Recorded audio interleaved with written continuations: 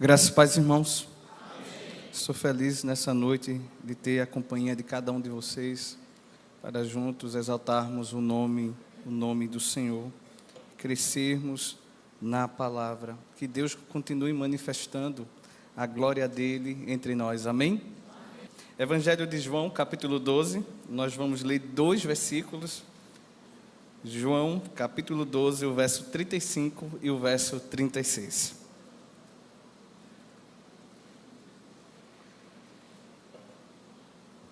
Como o pastor mencionou, estamos aqui nessa noite com a nossa querida Etienne, e Etienne tem abençoado a vida de dezenas de pessoas.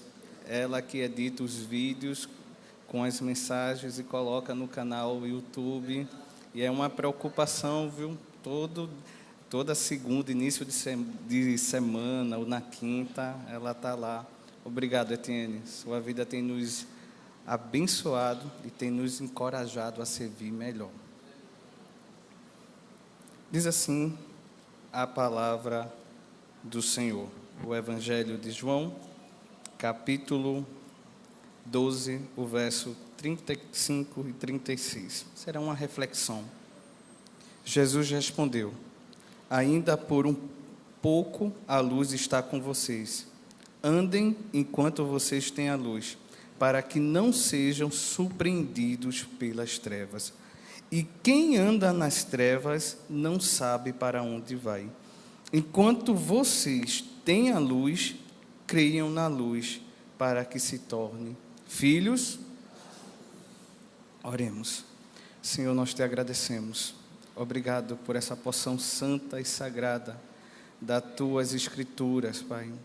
E aqui nós cremos que é um registro de João, ouvindo os teus ensinamentos, Pai, e que ainda hoje é poder teu para a nossa vida, Pai. Ministra aos nossos corações, em nome de Jesus, amém, amém.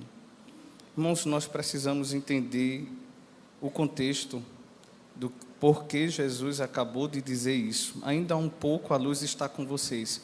Quem é a luz aqui? A luz é? A igreja IBT é uma igreja muito sábia, uma igreja bíblica. A luz é? Jesus. Isso, vocês vão me ajudar aqui nessa reflexão. Ele diz assim, perguntaram, quem é esse filho do homem? Perguntaram a Jesus. E ele fugiu da pergunta. Ele não disse uma pergunta objetiva, na lata assim, ó. O filho do homem é XXX. Não, ele não disse. O filho do homem sou eu, nada disso. Eles queriam um confronto intelectual. Porque aqui Jesus está falando da sua morte, e eles não acreditaram. Por exemplo, no verso 30, Jesus então explicou, não foi por minha causa que esta voz veio, e sim por causa de vocês, porque no verso 28, Jesus está dizendo, o Pai glorificará o teu nome, então veio uma voz do céu, e eu já o glorifiquei, e ainda o glorificarei. E a multidão pensou que era um trovão. Outros diziam, era um anjo falando do céu. E Jesus disse, essa voz não foi por causa de mim, mas por causa de vocês.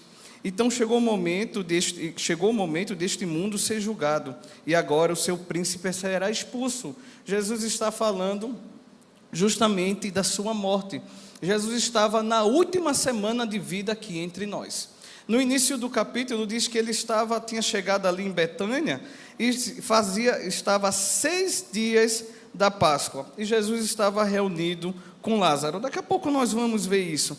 Então Jesus falou isso, e quando for levantado, ele está dizendo, quando for levantado da terra, atrairei todos a mim. Aí, os críticos de Jesus estavam ali, os fariseus, os escribas, estava a multidão, eles diziam isto, significando que tipo de morte estava para morrer. Aí a multidão disse, nós ouvimos da lei que o Cristo permanece para sempre, e como você diz que vai ser levantado, vai ser expulso e vai morrer?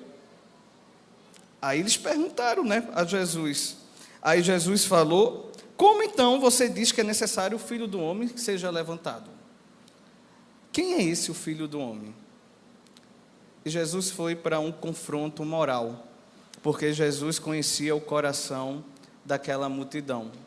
Jesus conhecia o coração daqueles que estavam ali.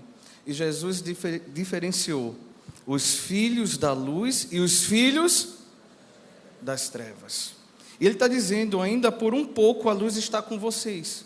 Eu tenho mais alguns dias aqui com vocês, uns 3 dias. Provavelmente isso aqui foi na terça. Então Jesus está dizendo, eu tenho uns 3 dias aqui com vocês. Andem enquanto vocês têm a luz, enquanto eu estou aqui, para que não sejam surpreendidos pelas trevas. E quem anda nas trevas não sabe para onde vai. Enquanto você tem a luz, creiam na luz, creiam em mim, para que vocês se tornem filhos da luz. E eu quero observar com os irmãos alguns comportamentos dos filhos das trevas. Vamos usar esse termo. E eu vou começar falando no capítulo 11, quando Jesus, ele ressuscitou Lázaro. E quando Jesus ressuscitou Lázaro, muitos creram em Jesus. E sabe o que aconteceu? Por exemplo, está lá em João 11, 49. Mas um deles, Caifás, depois que Lázaro estava ressuscitado, a multidão, aquele alvoroço, todo mundo querendo olhar para Lázaro. Então, os Caifás, chegou a notícia da ressurreição de Lázaro, lá no Sinédrio, que era o sumo sacerdote naquele ano, advertiu-os dizendo, vocês não sabem nada, nem entendem que é melhor para que vocês, que um morra, um só homem, pelo povo, e que não venha aparecer toda a nação. No verso 53 ele diz, desde aquele dia resolveram matar quem? Jesus. Parece que nós estamos vivendo dias semelhantes ao de Jesus. Quando a luz brilha, parece que tem pessoas por aí que querem apagar essa luz, ou não? Aí Jesus foi para Betânia, está lá no capítulo 12, e Jesus estava lá, Maria, aquele coração grato de Maria. Maria chegou quando viu que Jesus estava lá na residência, a multidão chegando, todo mundo curioso para ver Lázaro. Marta provavelmente estava naquela agonia, a casa estava cheia. Aí Maria, ela derrama um perfume caríssimo de nardo puro, está no verso 3 do capítulo 12. E ungiu Jesus, enxugou os seus cabelos. Aí, veja um dos filhos aí. Aí Judas, no verso 4, um dos discípulos, que estava para trair Jesus, disse, por que este perfume não foi vendido por 300 denários e o valor foi dado aos pobres? Veja o comportamento daqueles que são surpreendidos pelas trevas, quando tem essas trevas no coração. Ele disse, não porque se preocupava com os pobres, mas porque era o quê? Ladrão, e tinha a bolsa do dinheiro e tirava o que era colocado nela. Aí, veja o que acontece agora. Por favor, irmãos, leia o verso 10, por favor, comigo. 11 e 10, vai estar aqui na projeção. Vamos lá?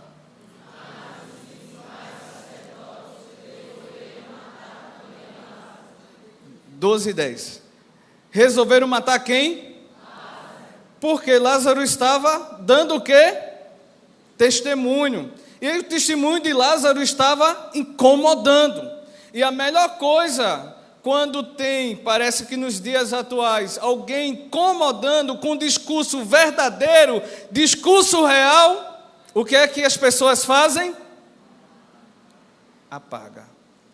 E apagaram Charles, um cristão, um irmão nosso, essa semana. Um tiro certeiro, com ódio, com aquilo que ele acreditava.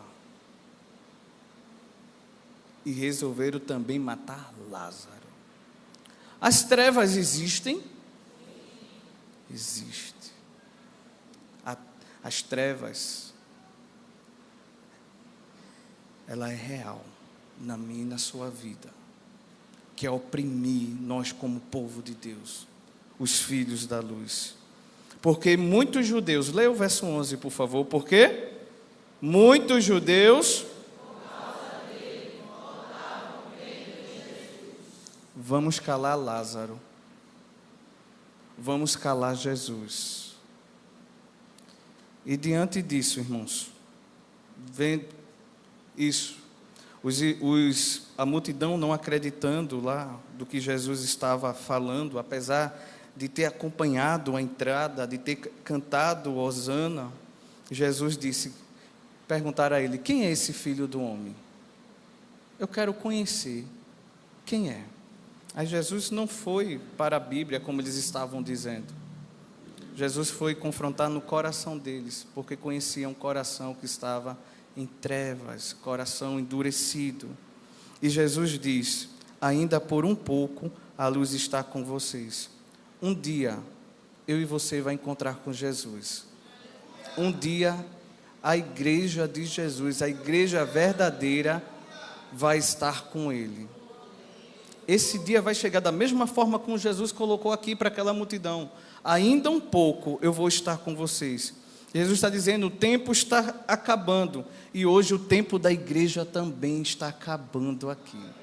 Eu acredito nisso. Nós estamos vivendo os princípios das dores, os princípios das dores. O amor está esfriando, os filhos das trevas estão ousados, estão confrontando, defendem Lúcifer, ideologias.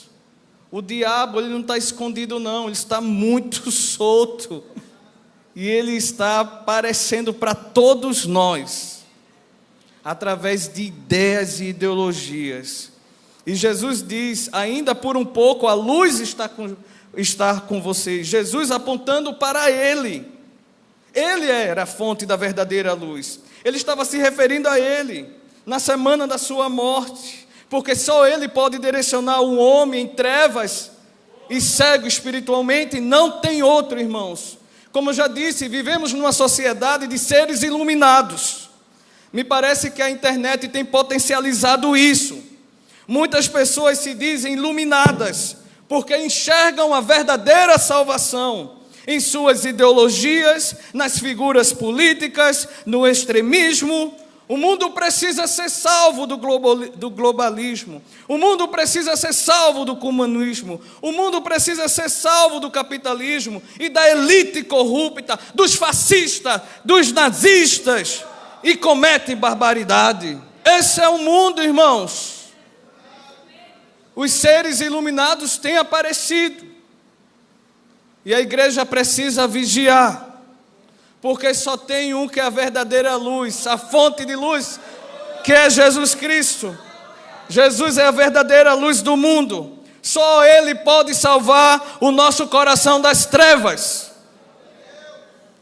Nenhuma ideologia que aparece como salvação pode salvar um homem e trazer a verdadeira paz dentro da sociedade. Ninguém.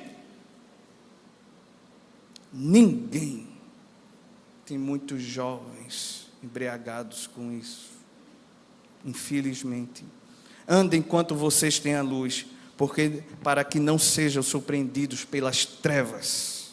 João capítulo 1, verso 13 e 5 diz: a vida estava nele, em Jesus, e a vida, ele, Jesus, era a luz dos homens. A luz resplandece nas trevas, e as trevas não prevalecem contra a luz. Não prevalece, irmãos. Se você é luz, filho da luz, um filho de Deus, você vai brilhar dentro de casa. A glória de Jesus na sua vida, no seu trabalho, você andando, você indo caminhar, você fazendo exercício físico, aqui dentro da igreja, a glória de Jesus manifesta na sua vida. E as trevas não irão surpreender eu ou você.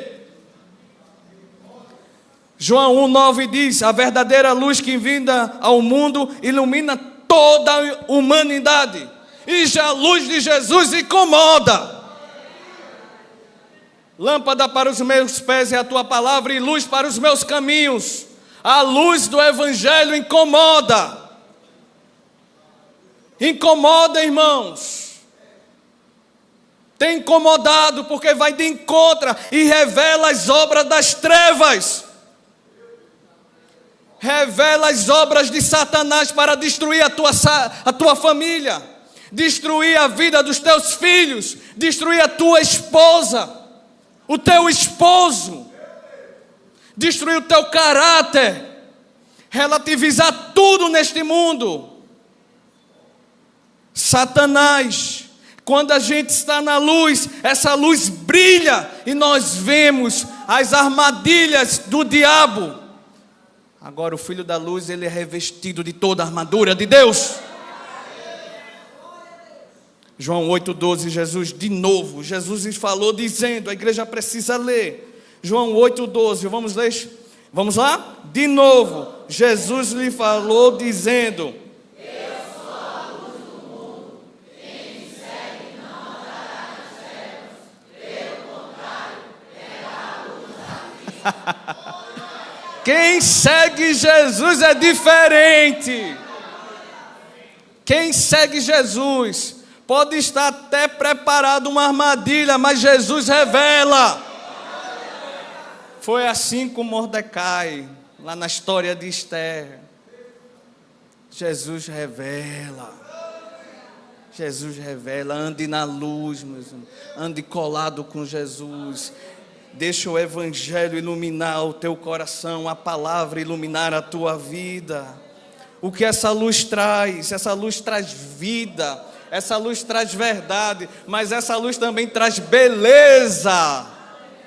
Essa luz traz beleza, a luz revela a verdade, a luz revela. Tenta encontrar algo no escuro, para ver se você consegue. Tenta encontrar de madrugada. Tenta encontrar. Dentro de casa, você precisa ligar o quê? Exatamente. Sempre vai precisar de luz para que possamos ver, sempre. E por que a luz veio ao mundo? Por quê? Ela veio ao mundo com o propósito de tirar os homens das trevas totais, oferecendo o quê? Direção espiritual e a oportunidade de se tornarem filhos de Deus. Filhos de Deus. Precisamos crer na luz para sermos filhos de Deus. Precisamos. Enquanto você tem a luz, Jesus disse: creiam na luz para que se tornem filhos da luz. Creiam na luz. 2 Coríntios capítulo 4, verso 6 diz: Deus que disse, das trevas brilhará a luz, que brilhou em nossos corações.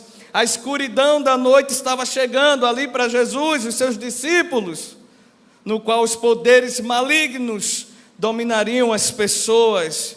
Jesus estava para morrer. O homem que anda nas trevas significa um incrédulo que tropeça pela vida sem perceber o que é a vida e para onde está indo. Se Jesus é a nossa luz, precisamos ser o luzeiro deste mundo. Como eu já disse, João 12,46, a igreja pode ler comigo, João 12,46, vamos lá? Eu sou...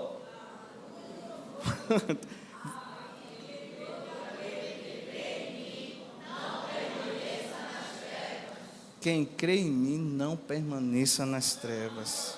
As trevas simbolizam desgraça, morte, lágrimas. Mateus 25:30 diz: e lance fora esse servo inútil nas trevas, onde haverá choro e ranger de dentes. As trevas levam ao cativeiro do pecado. A luz liberta. As trevas vão levar você à morte. A luz vai levar você à vida. As trevas oculta, esconde. A luz faz o quê?